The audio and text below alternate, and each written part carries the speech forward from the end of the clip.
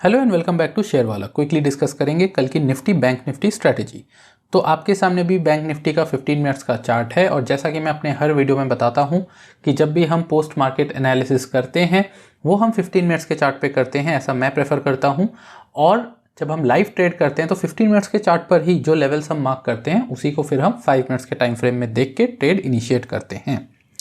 Now आज के दिन एक्सपायरी था और as expected most of the time market session का आज वोलेटाइल रहा, साइडवेज रहा।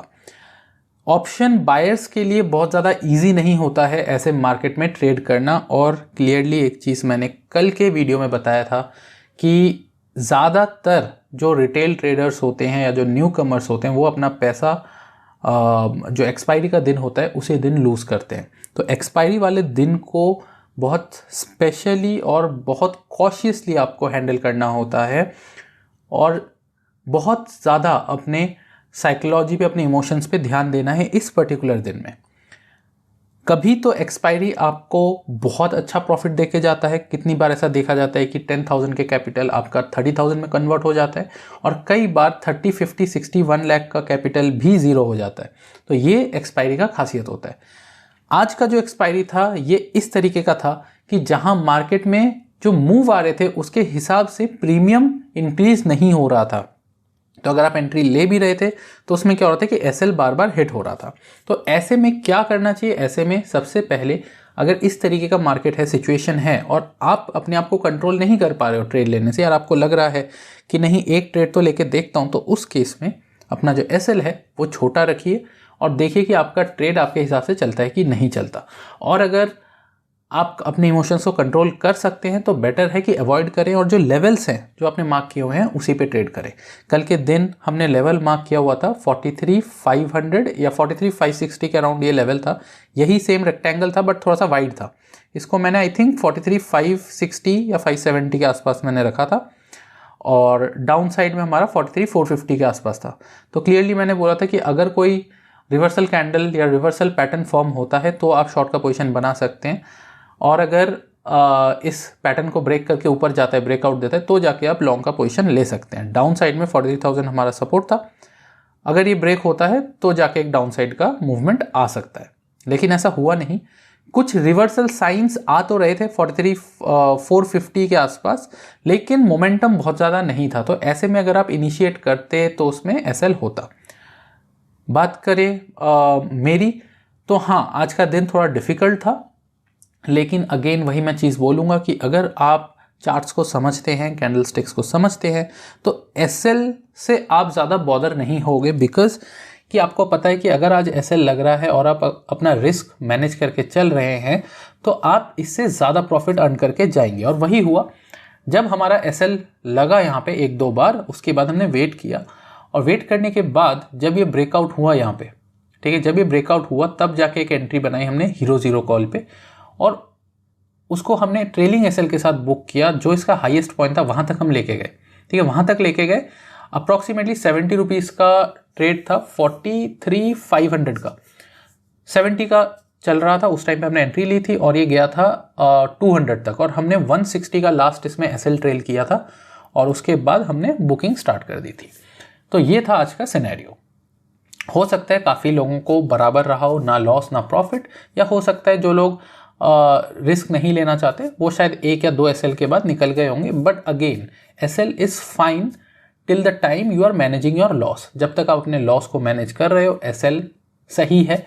एसएल होना मार्केट में बहुत ही कॉमन और बहुत ही नॉर्मल चीज़ है। अगर आप एसएल से घबरा के चलेंगे मार्केट में तो आपको बहुत बड़े बड़े लॉसेस फेस करने पड़ेंगे। तो एसएल से घबराना नहीं है, बस एसएल को मैनेज करना है, अपने ट्रेड्स को कंट्रोल में रखना है और अपने इमोशंस को हावी नहीं होने देना है मार्केट में। नाउ कल के दिन का जो लेवल रहेगा वो रहेगा 43,500। ये एक सपोर्ट जोन है। कोई भी डिप मार्केट में मिले तो उसको एक बाइंग अपॉर्चुनिटी की तरह अब देखना है, ठीक है। इमीडिएटली नहीं कूदना है मार्केट में, डिप्स आए तो ही बाय करना है। ऊपर के लेवल्स पे 43,800 एक स्मॉल रेजिस्टेंस है। अगर 43,800 ब्रेक करेगा तो फर्दर 200 पॉइंट इजीली मार्केट जा सकता है टिल 44,000। अब 44,000 एक राउंड फिगर है, इस वजह से हो सकता है यहाँ पे एक टेम्पररी डाउन साइड आपको दिखे, टेम्पररी प्रेशर दिखे या रुकावट दिखे, बट बहुत ज़्यादा चांसेस है कि मार्केट 44,000 को भी ब्रेक कर देगा। और अगर ये ब्रेक कर देता है और एटलीस्ट एक दिन का जो क्लोजिंग है वो 44,000 के ऊपर अगर आ जाता है तो मान के चले कि knew all time high market आपको दे सकता है और 45,000 तक के लेवल्स खुलते हुए आपको दिख सकते हैं मार्केट के अंदर, बैंक निफ्टी के अंदर। डाउन साइड में कई सारे एक्सपोनेंशियल मूविंग एवरेजेस है जो मार्केट को सपोर्ट प्रोवाइड कर रहे हैं। तो अगर 43,500 ब्रेक हो भी जाए, ठीक है, 43,500 अगर ब्रेक हो भी जाए डाउन साइड में, तो भी नीचे की तरफ आपको काफ़ी सारे मूविंग एवरेजेस मिलेंगे। 50 days exponential moving average, 100 days exponential moving average and 200 days exponential moving average, ये सभी एवरेजेस मार्केट को सपोर्ट प्रोवाइड करेगा। तो वीकनेस मार्केट में कब आएगा या कब हम ये माने कि मार्केट में अब वीकनेस आया है? जब 43,000 ब्रेक होगा। अगर 43,000 ब्रेक होता है तो जाके मार्केट में वीकनेस आ सकता है, क्योंकि फिर सभी मूविंग एवरेज को भी ब्रेक कर देगा। Till the time down side से बार बार आपको ऊपर की रैली दिख सकती है मार्केट में। बट एक चीज़ और ध्यान में रखना है कि ऑप्शन बायर्स के लिए मई का महीना थोड़ा सा ट्रिकी हो सकता है बिकॉज ऑफ डिविडेंड एडजस्टमेंट्स, जिसकी वजह से ऑप्शन के प्रीमियम्स बहुत ज़्यादा इंक्रीज होते हुए नहीं दिख रहे हैं और लिक्विडिटी की कहीं ना कहीं कमी है मार्केट में। तो ये चीज़ आपको ध्यान में रख के चलना है। आ जाते हैं निफ्टी 50 पे।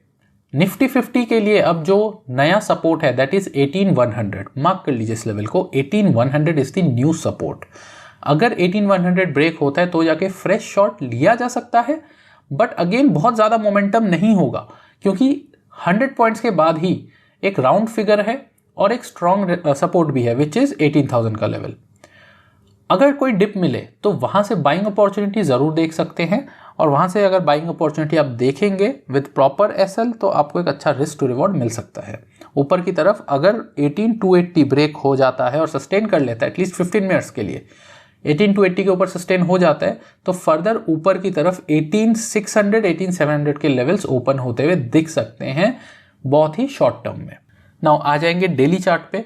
डेली चार्ट पे आप क्या ही कहना है, मैंने कल बोला ही था कि अगर मार्केट जो लास्ट टू लास्ट डे का जो हाई था, जो कि इस कैंडल का हाई था, जो कि एक रिवर्सल कैंडल बना रहा था, मैंने क्लियरली बोला था कि अगर ये कैंडल का हाई मार्केट आज के दिन ब्रेक कर देगा तो मार्केट में एक नया बुलिश सेंटिमेंट जनरेट होगा और इस बार का बुलिश सेंटिमेंट और ज़्यादा स्ट्रांग होगा पिछली बार से, और वही मार्केट में हुआ। देखिए आज एक अच्छे खासे बुल कैंडल के साथ, एक बुलिश कैंडल के साथ मार्केट क्लोज हुआ है, जो ये दिखाता है कि आने वाले सेशंस पे मार्केट स्ट्रांग रहेगा।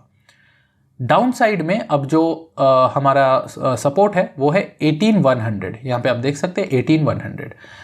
इसके ऊपर जब तक मार्केट है, मार्केट ऊपर की तरफ रैली दिखा सकता है।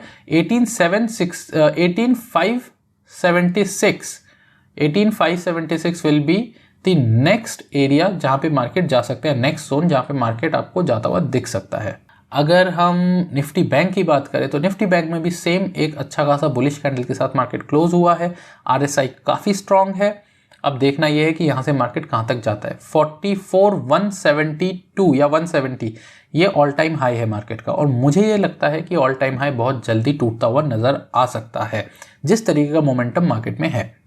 तो ये तो हो गई सारी पॉजिटिव बातें मार्केट के लिए, लेकिन एक चीज़ जो आपको ध्यान में रखना है कि लास्ट कुछ टाइम से 8-9 मंथ से मार्केट में बहुत ज़्यादा अनसर्टेनिटी है। जैसा मार्केट पहले हुआ करता था, या आप भी मानेंगे कि जैसा मार्केट पहले हुआ करता था, जहां मार्केट में हम ट्रेंडिंग डेज या अच्छे खासे मूव्स मार्केट में हम ज़्यादातर देखते थे, और वोलेटाइल सेशंस कुछ ही होते थे, हफ्ते में 1 या 2 होते थे। अब वॉलेटाइल सेशंस ज़्यादा होते हैं और ट्रेंडिंग डेज कम देखने को मिलती है, या अगर ट्रेंडिंग होता भी है तो वो ऐसे होता है कि लास्ट के कुछ घंटे में मार्केट एकदम से शार्प अप मूव देके गया या कुछ इस तरीके से, जिसको टाइम कर पाना काफ़ी लोगों के लिए थोड़ा मुश्किल हो जाता है। इसका रीज़न ये है कि इंडियन मार्केट तो स्ट्रांग है, एक स्ट्रेंथ के साथ आगे बढ़ रहा है, लेकिन जो सेंटिमेंट या जो सपोर्ट हमें ग्लोबल मार्केट से मिलना चाहिए वो नहीं है, because of rising inflation, recession के रिस्क।